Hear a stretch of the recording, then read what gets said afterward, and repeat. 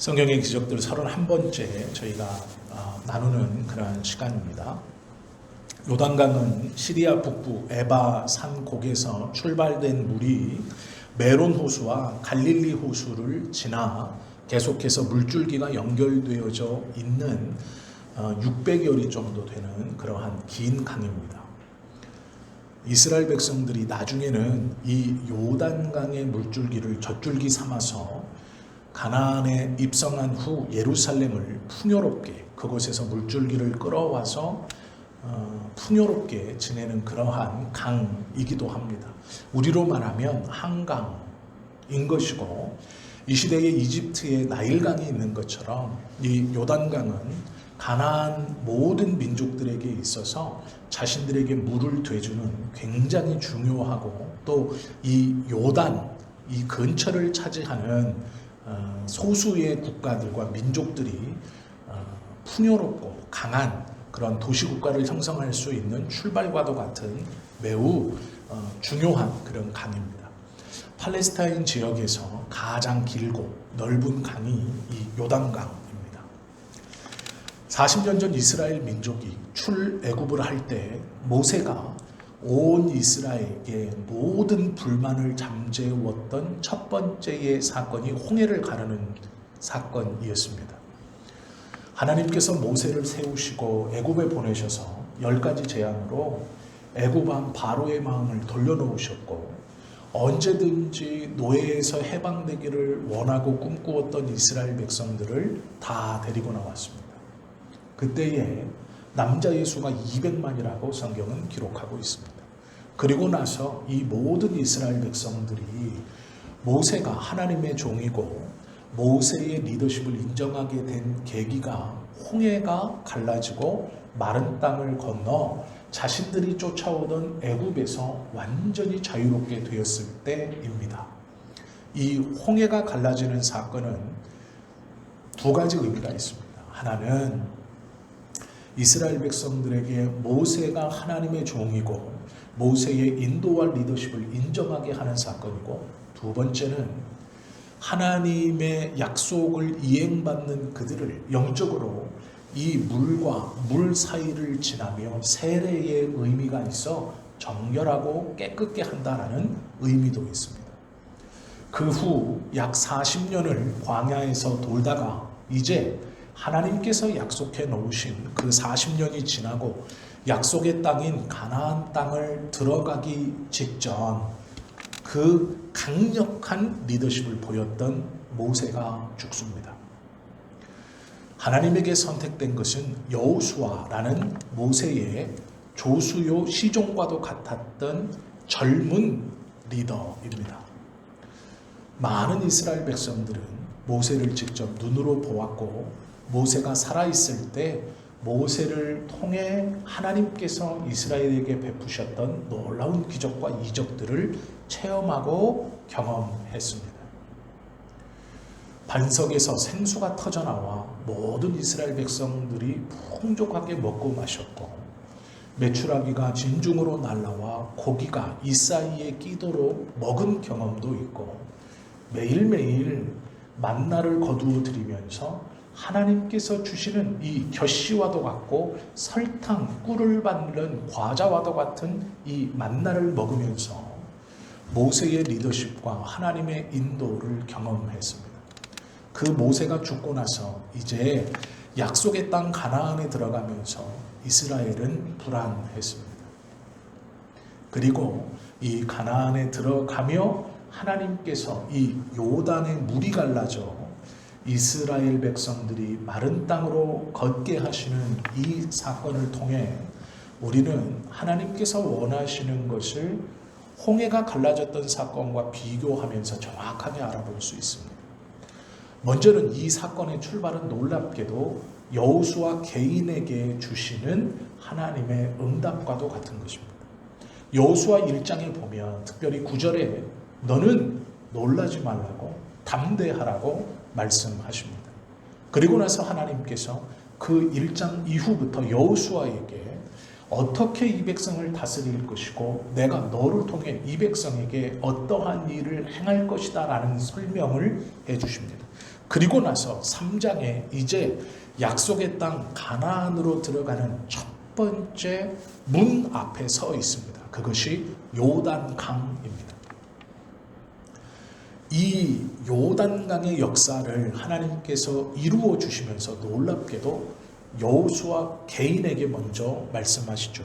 뭐라고 말씀하시냐면 7절에 보시면 여호와께서 여호수아에게 이르시되 내가 오늘부터 시작하여 즉 지금부터 너를 온 이스라엘의 목전에서 크게 하여 내가 모세와 함께 있었던 것 같이 너와 함께 있는 것을 그들이 이스라엘 백성이 알게 하리라 약속해 주십니다.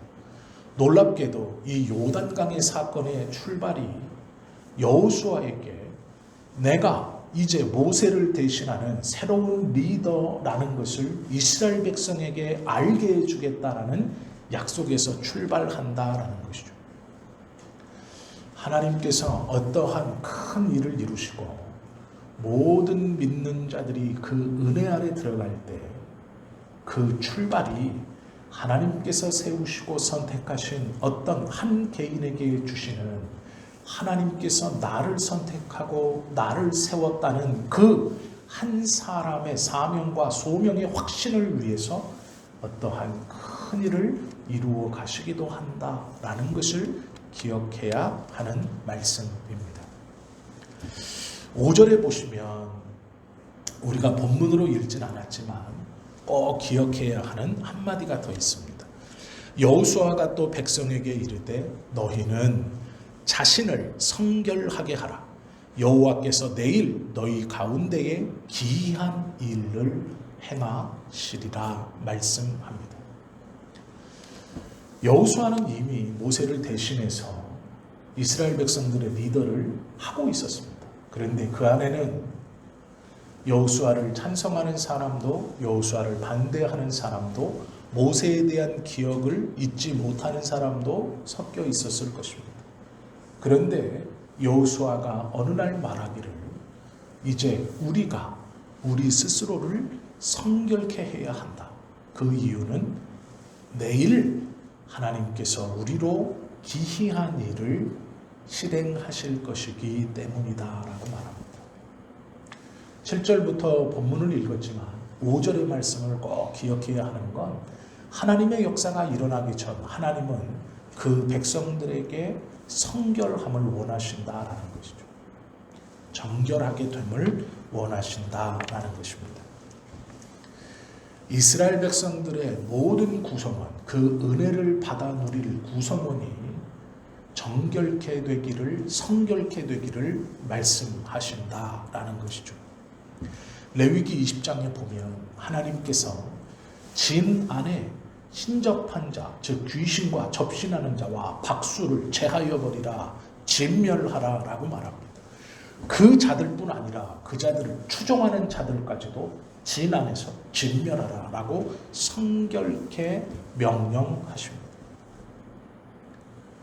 놀라운 것은 하나님이 만나와 메추라기를 부어주시기 전에도 민수기 11장에 보면 너희 몸을 거룩히 하여 내일 고기 먹기를 기다리라 이렇게 말합니다. 고기 먹는 것과 내 몸을 정결케 하는 게 무슨 상관입니까?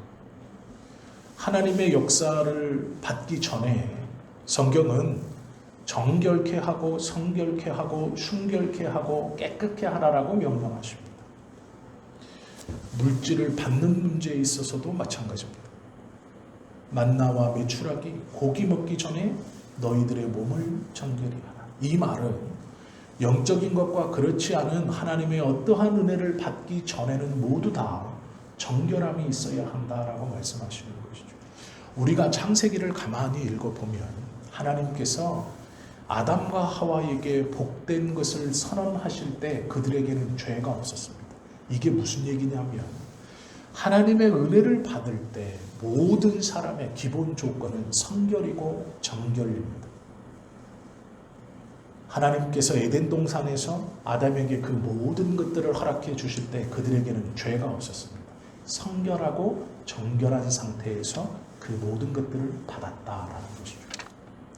죄가 들어옴으로 성결과 정결을 잃어버렸을 때 받았던 모든 것들을 잃어버리게 되는 것입니다. 하나님의 은혜와 말씀이 이루어지기 위해서 이스라엘 백성들에게 첫 번째로 원하는 것은 정결함입니다. 너희는 정결케 하라라고 말씀한다라는 것이죠. 또한 이것을 얼마나 강조하셨는지 하나님의 임재의 상징인 법궤 근처로는 정결하지 못한 자들의 접근을 금하셨습니다. 정결하지 못한 자가 하나님의 법궤에 가까이 오면 그를 죽이셨습니다. 이것은 하나님과 부정한 것이 함께 할 수 없다라는 것을 보여주시는 것이죠.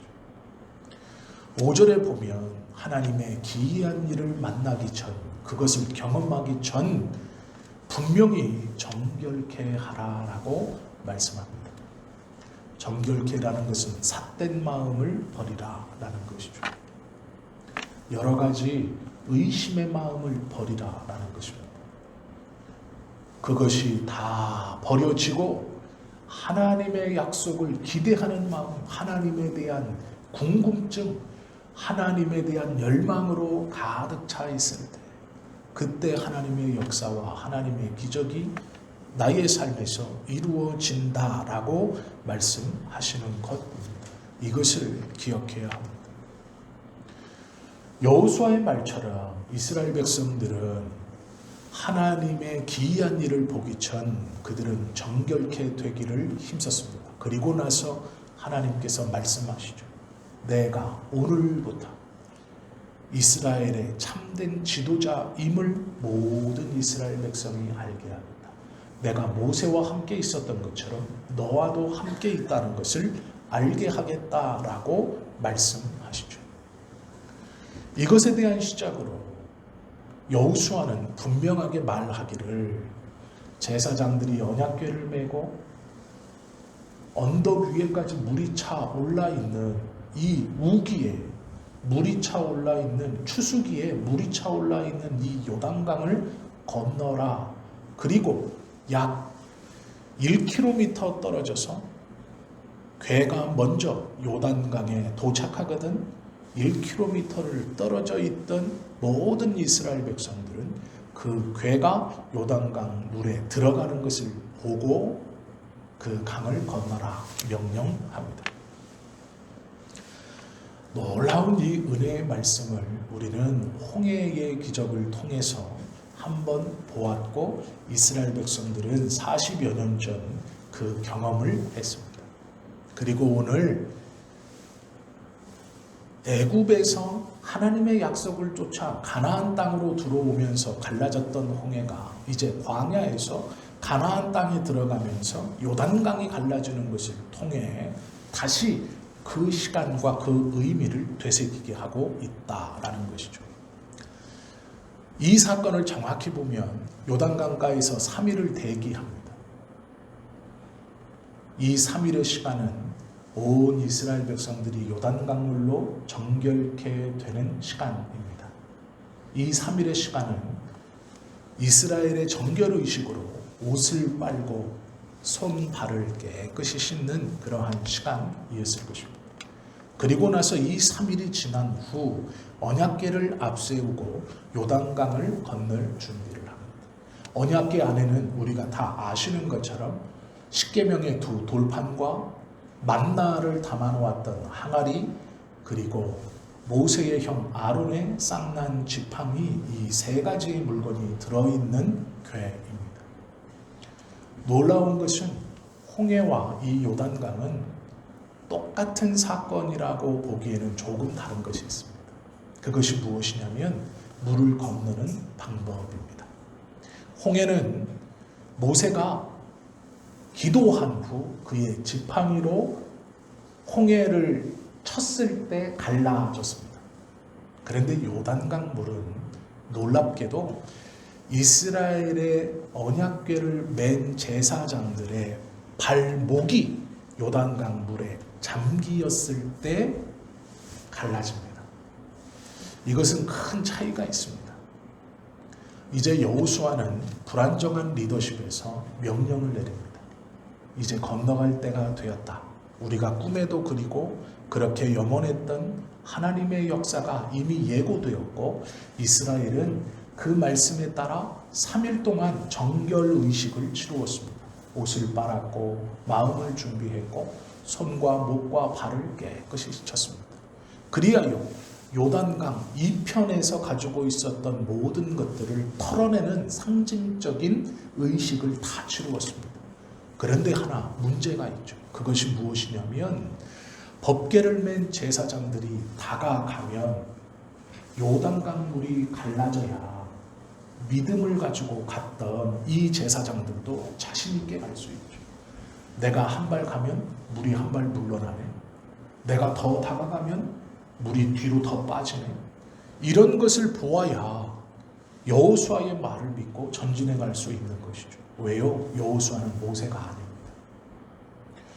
모세의 말은 40년 동안 그들이 검증했고 검증하면서 하나님의 말씀과 같다는 확신을 가지고 있었습니다. 그런데 여호수아는 그렇지 않습니다. 여호수아는 모세만큼 아직 그러한 리더십이나 하나님께서 함께 하신다는 확신이 이스라엘 백성들에게는 없습니다. 특별히 제사장들의 무리는 더 그랬을 것입니다. 가문적으로도 태어날 때부터 완전히 하나님 앞에 헌신되어서 하나님의 가장 거룩하고 가장 성결하다는 법궤를 메고 있는 제사장들은 이스라엘 백성들을 계급으로 피라미드로 쌓으면 최고 꼭대기에 있는 종교 지도자들입니다. 가장 거룩한 사람들이고 이스라엘 백성 누구도 그들에게 함부로 접할 수 없는 그러한 영적 권위를 가지고 있는 사람들입니다. 상징적으로 이 제사장들은 가장 거룩한 사람들이었습니다.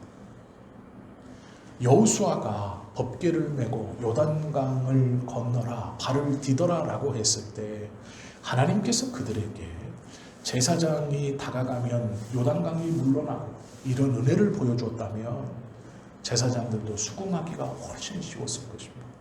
그런데 본문을 가만히 보시면 그렇게 역사하지 않습니다.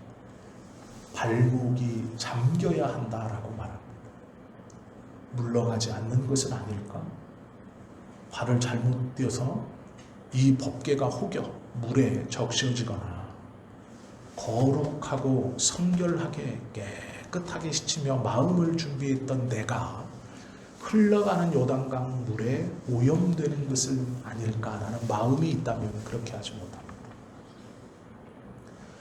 그러나 홍해와는 다르게 이 요단강이 갈라지는 사건은 제사장들의 발목이 물에 잠겼을 때 일어나는 것이죠. 그 직전까지 아무런 징조도 일어나지 않습니다. 모든 이스라엘 백성들은 약 2,000규빗, 1km 정도 떨어져서 그 모습을 지켜보고 있는 것이죠. 제사장들은 법궤를 메고 요단강 물에 다가가지만 아무런 일도 일어나지 않습니다. 발을 담그자 곧 물이 멈춰서는 것이죠. 가만히 보십시오. 하나님의 역사는 하나님께서 원하시고 하나님께서 지정하신 대로 이루어집니다. 우리의 생각에는 가까이 다가가면 물이 물러나면 좋겠고 사전에 어떤 징조와 이적과 기적이 조금이라도 보여서 이렇게 하니까 되는구나라고 더 큰 믿음, 더 큰 확신을 주시면 너무 좋겠지만 오늘 본문을 가만히 보시면 그렇지 않습니다. 물이 내 몸에 닿아야 내 발목이 그 물에 잠겨야 그 직전까지 아무런 일도 일어나지 않는다라는 것이죠. 오직 믿음이 없으면 경험할 수 없는 일입니다. 하나님께서 우리에게 원하시는 하나님의 방법을 이루어가는 것은 그것이죠.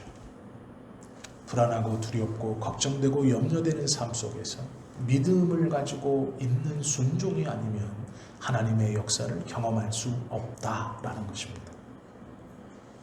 물에 잠기어야 하나님의 역사가 일어난다라는 것이죠. 여호수아와 제사장들이 법궤를 메고 요단강 물을 건너는 것은 모험적인 신앙입니다.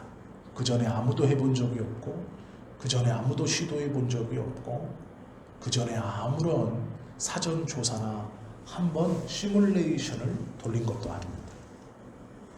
밟는 것은 처음이고 법궤를 메고 밟는 것은 처음이고 더군다나 이 요단강 물은 성경의 기록대로라면 최고로 불려 있을 때입니다. 마른 곳이 아니고 물이 넘쳐 언덕까지 차 올라와 있을 때라고 성경은 말씀합니다. 가장 크고 가장 무섭고 가장 두려울 때, 그 물이 불어날 수 있을 만큼 최대한 불어났을 때 밟으라 라고 명하시죠. 믿음을 가지고 있지 않고는 이것을 밟을 수 없습니다. 순종의 마음이 없이는 이것을 밟을 수 없죠. 모험적인 이 믿음이 없이는 감당할 수 없는 말씀입니다. 우리는 성경을 통해서 이러한 모험적 신앙의 태도를 봅니다. 아브라함을 부르실 때 성경은 갈 바를 알지 못했다라고 말씀하죠. 모세는 바로의 공주의 아들이다라는 말을 거절했다라고 성경은 말합니다. 기생 라합 또한 정탐꾼들을 숨겨주었고 무사히 돌려보냈습니다. 어떠한 일이 벌어질지는 알지 못했죠. 다니엘과 세 친구도 7배나 되는 풀무불 앞에 섰을 때도 그들은 주저하지 않았습니다. 앞으로 어떻게 될지는 모르는 상황이었습니다. 다니엘도 마찬가지로 기도하면 죽이겠다라는 왕의 조서에 왕의 반지에 인장이 찍혀 있다는 것을 알면서도 기도합니다. 사자굴에 들어가 어떻게 될지 모르면서도 한다라는 것이죠. 다윗 또한 골리앗과의 싸움에서 승패를 장담하지 못했습니다. 알고 덤빈 것이 아니라 모르고 믿음으로 그 길을 가는 것입니다. 가만히 생각해 보십시오. 하나님께서 우리에게 하나님의 선한 역사를 이루어 주시는 것은 먼저 정결케 되고 온전히 순결케 되는 것을 준비시키신 다음이고, 하나님의 말씀을 쫓아 모험적인 신앙을 가지고 그 믿음의 길을 걸어가는 사람에게 일어난다라는 것입니다. 선교사 리빙스턴이 선교사가 되었다라는 말을 듣고 친구들이 찾아왔습니다. 대부분의 선교사의 리빙스턴의 친구들은 리빙스턴을 말렸습니다. 왜 그 험한 곳으로 가려고 하느냐. 그때 리빙스턴이 이렇게 말했죠. 앞으로 나갈 수만 있다면 어느 곳이 문제이겠는가. 가만히 서서 머뭇거리다 아무것도 하지 않는 것보다는 나을 것 같은, 그렇게 이야기했다고 합니다. 앞으로 나갈 수 있다면 어느 선교지든 상관이 없다. 그러나 근심과 걱정하며 가만히 있어 아무 일도 하지 못하는 것보다 낫다. 험하다고 말하는 그 선교지로 가는 것이 오히려 낫다라고 말하죠. 마태복음 10장 39절은 예수님께서 이렇게 말합니다. 누구든지 자기 목숨을 얻는 자는 잃을 것이요 나를 위하여 자기 목숨을 잃는 자는 얻으리라. 이것은 모험적인 신앙을 말씀하고 있다라는 것이죠. 6절에 보시면 이렇게 기록되어져 있죠. 여호수아가 또 제사장들에게 말하여 이르되 언약궤를 메고 백성에 앞서 건너라 하매 곧 언약궤를 메고 백성에 앞서 나아가는 질서가 있고 그 안에는 법칙이 있습니다. 하나님의 역사는 말씀이 떨어졌다고 해서 너도 나도 덤벼드는 것이 아닙니다. 하나님의 역사가 이루어지려면 순서가 있습니다. 질서가 있습니다. 이것들을 가벼이 여기면 안 됩니다. 하나님의 말씀이 떨어졌다고 해서 성결함을 소홀히 한다든지, 하나님의 약속의 말씀에 대한 온전한 신뢰 없이 그래 한번 모험하듯 던져보자, 내가 먼저 밟아보자, 말씀이 떨어졌으니 야호 내가 제일 먼저 가야지, 그게 아닙니다. 먼저 법궤를 맨 제사장이 요단강의 발목을 담근 이후 물이 마르는 것을 보고 1km 뒤에서 그것을 쳐다보고 물이 말랐다는 것을 본 후에 건너가는 것입니다. 그리고 놀랍게도 이들이 건너가는 것은 가나안 땅에서도 가장 강력하다는 여리고성 앞입니다. 물이 갈라져 하나님의 역사를 눈으로 보았다고 와 기쁘다, 하나님의 역사구나, 역시 우리 민족과 함께 있고 나에게 주신 이 말씀이 틀림없다라고 생각하지만 그 앞에는 자신들이 가나안 땅에 정탐하러 들어갔을 때 자신들을 물러서게 했던 그 강대한 민족 중 제일 강대한 여리고성이 버티고 있는 성 앞으로 건너게 하십니다. 건너가면 안전한 땅, 건너가면 푸른 목초지가 있고 우물이 있고 넓은 목초지가 있어 양을 키울 수 있고 평안하고 행복한 땅이 아닙니다. 강 건너에 보이는 땅은 가나안에서 가장 강력한 민족이 버티고 있고 가장 거대한 도시인 여리고입니다. 그곳으로 건넌다라는 것은 쉬운 일이 아닙니다. 하나님의 역사가 우리의 삶에 일어났다고 해서 그 한 번의 역사로 모든 것이 만사형통처럼 다 될 거라는 생각은 버리셔야 합니다. 그것은 우리의 삶을 너무 짧게 보고 계신 겁니다. 그 한 번의 역사로 우리의 삶이 끝나지 않습니다. 하나님의 역사는 계속 되어집니다.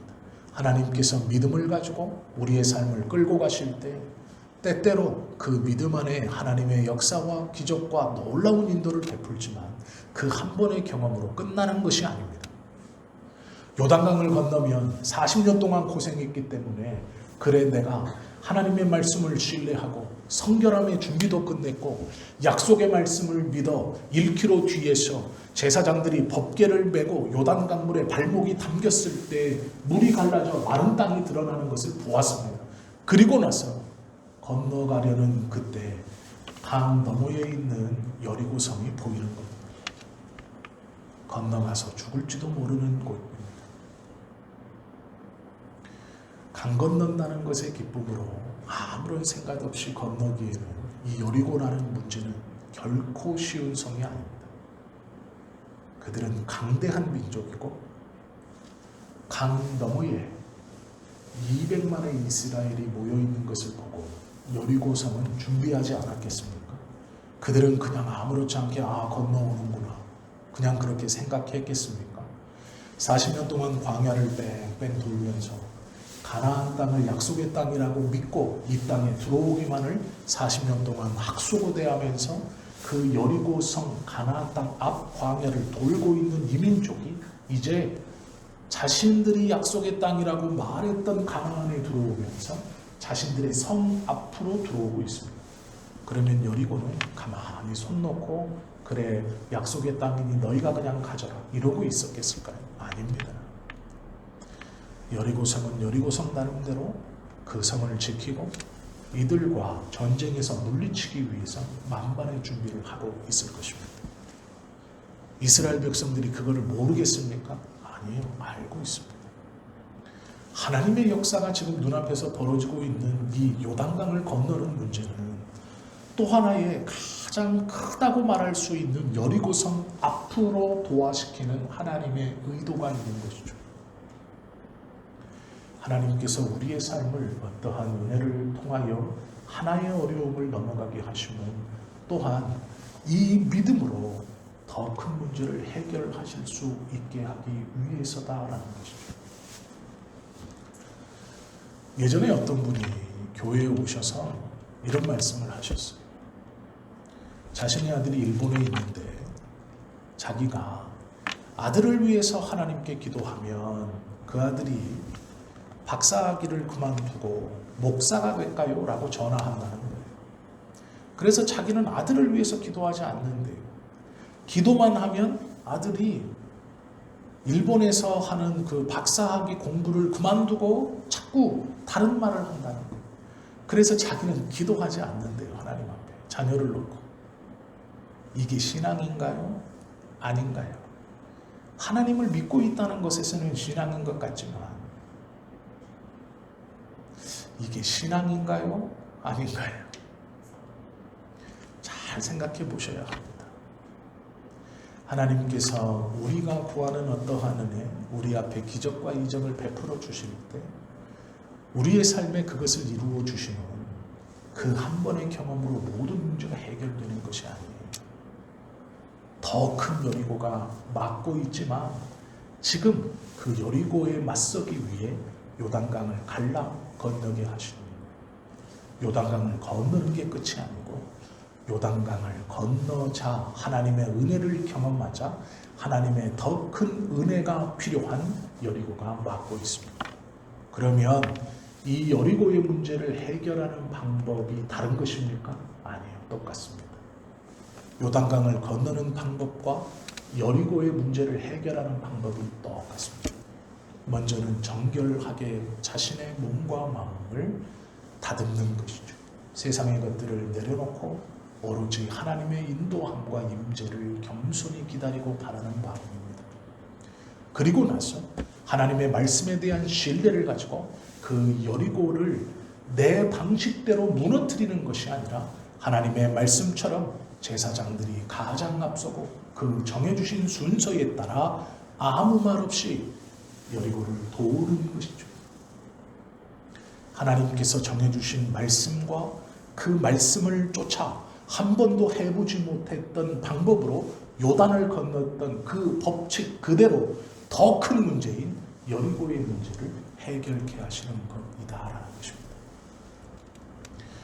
우리가 크든 작든 하나님의 어떤 은혜를 경험했고 그 은혜를 고백하신다면 하나님 그때의 그 경험과 그 인도가 좋습니다 라고만 하는 것은 건너온 요단강만을 뒤로 돌아보고 사는 삶입니다. 왜요? 눈앞에 있는 여리고가 무섭고 두렵기 때문이죠. 어떻게 해결해야 되고 어떻게 넘어가야 하고 어떻게 극복해야 될지를 모르기 때문이죠. 머릿속으로 생각하고 있기 때문입니다. 어떻게 이겨야 하지? 어떻게 돌파해야 하지? 저기가 가진 것들은 강하고 강대하고 큰 것이고 내가 가진 것은 아무것도 없고 약하고 아무것도 할 수 없는데 라는 두려움 때문입니다. 그러기에 뒤를 돌아보고 건너왔던 요단강만 보고 있을 수 있는 신앙일지 모른다라는 것입니다. 건너왔다면 이 경험을 통해 하나님의 임재를 고백했다면 하나님께서 내 삶에 이루어 가심을 확신한다면 이제 이 여리고도 마찬가지로 성결함으로 먼저 준비되어지고 말씀을 신뢰함으로 한 번도 해보지 못한 모험적 신앙의 길을 한 걸음 내어 딛는 것입니다. 말없이 하나님의 법칙을 쫓아 그 뒤를 걸어 성을 도는 것이죠. 이것이 요단강을 통해 하나님께서 이스라엘 백성들에게 알려주시고자 했던 것이죠. 잊지 말아야 할 것은 요단강을 건넘도 여리고를 무너뜨림도 요단강을 건너는 것 자체가 목적이 아니고 여리고를 무너뜨리는 것 자체가 목적이 아니다라는 것입니다. 요단강을 건너는 것도 약속의 땅에 가기 위함이고 여리고를 무너뜨리는 것도 약속의 땅에 가기 위함입니다. 우리의 삶에서 하나님의 은혜가 내 안에 펼쳐지는 그것이 목적이 아니라 우리도 마찬가지로 분명한 목적을 가지고 지금 이 요단강을 건너고 여리고를 무너뜨리고 믿음의 길을 걸어가는 것이라는 것이죠. 요단강 건너는 것에 흠뻑 빠져서 여리고를 무너뜨리는 문제에 흠뻑 빠져서 우리의 최후의 목표를 잃어버리면 안 됩니다. 이스라엘 백성들은 요단강을 건너는 것이 지금 맞이하는 큰 하나님의 은혜의 역사입니다. 그러나 그것이 끝이 아니고 여리고가 기다리고 있다는 것을 기억해야 합니다. 그리고 여리고가 끝이 아니고 분명한 방향과 목적이 있다는 것을 잊어버리면 안 됩니다. 이스라엘의 목적은 약속의 땅에 들어가 자신과 후손들이 하나님의 말씀을 쫓아 그 약속의 땅에서 하나님과 함께 사는 것이었습니다. 우리의 목적도 마찬가지로 하나님께서 우리에게 베풀어 주시는 하나님의 나라가 목적입니다. 요단강을 건너는 것은 기쁜 일이나 여리고가 앞에 있는 것은 더 큰 기도와 더 큰 은혜를 구해야 하는 일이나 우리는 우리의 삶에서 어떠한 기적이 지금 일어나는 것이 목적이 아니고 어떠한 문제가 내 앞에 있다는 것이 우리의 목적이 아니고 그것은 하나님의 나라에 들어가는 목적에 통과해야 하는 길일 뿐이다 라는 것입니다. 하나님께서 원하는 믿음은 이 목적에 믿음을 두고 믿음의 끝을 두고 지금 요단강을 건너는 것이고 여리고성 앞에 서 있는 것입니다. 요단강이 목적이 되고 여리고성이 삶의 끝의 문제가 되어서는 안 됩니다. 믿음의 사람이라는 것은 이 하나님의 은혜를 통해 하나님께서 진정으로 원하시는 것이 무엇인가를 볼 수 있어야 합니다. 이사야 43장 1절부터 5절은 이렇게 요약될 수 있습니다. 너는 두려워 말라. 내가 너를 구속하였고 내가 너를 지명하여 불렀나니 너는 내 것이라. 내가 물 가운데로 지날 때에 물이 너를 침몰치 못할 것이요 내가 불 가운데로 행할 때에도 타지도 아니할 것이요 불꽃이 너를 사르지도 못할 것이니라. 이것이 약속입니다. 하나님께서 주시는 요단강의 막힘, 그것은 하나님께서 허락하시는 방법, 성결과 세상의 것들을 다 내려놓고 하나님의 은혜만을 겸손히 구하는 그 가난한 심령과 온전한 믿음으로 서 있을 때 하나님의 말씀이 들려지고 그 말씀에 대한 순종과 믿음으로 도전적인 신앙의 길을 한 번도 걸어보지 못했던 그 길을 걸어가는 믿음의 성도에게 요단강은 열릴 것이고 여리고의 문제가 다시 앞에 막아도 동일한 방법으로 여리고의 문제는 해결될 것입니다. 그러나 그것이 끝이 아니고 하나님의 나라가 우리들의 종착역이라는 것을 꼭 기억해야 합니다. 그러기에 오늘 나의 문제는 이것이 끝이 아니고 걸어가는 길입니다. 여기서 내 모든 것을 다 건 것처럼, 내 모든 것이 다 평가되는 것처럼, 내 모든 삶의 문제가 이것 하나에 걸려있는 것처럼 행동하시면 안 됩니다. 그것은 믿음이 아니다라는 것이죠. 성경을 알고 있는 자가 아니다라는 것이죠. 하나님은 두려워하지 말라고 말씀합니다. 물이 침몰치 못할 것이고 불이 사르지 못할 것이다 말씀합니다. 요단강을 건너 약속의 땅 가나안에 들어가는 이스라엘 백성, 이제 그들은 첫 출발을 했습니다.